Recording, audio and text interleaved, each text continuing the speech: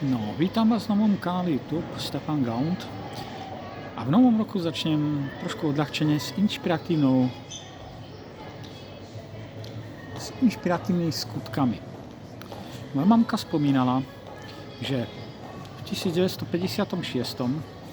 robila na nejakej tepelnej elektrárni,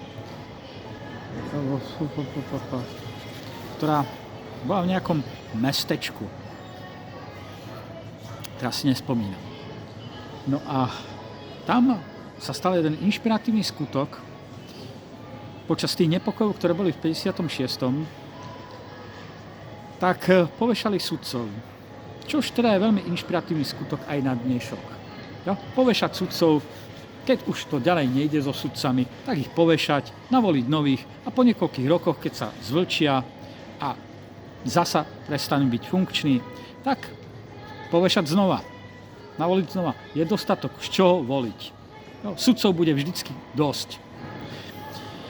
Pokiaľ ich rozsudky teda majú hodnotu písomných prác šialených kráv, tak nemá ďalej to, čo sa odkladať.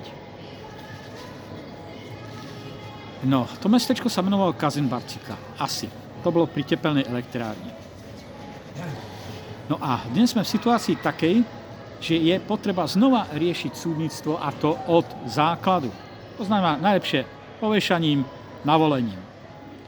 Aby rozsudky nemali hodnotu písomnosti šialených kráv. Takže toľko to dnešku. Lúči sa s vami z môjho kanálu YouTube Stefan Gaunt.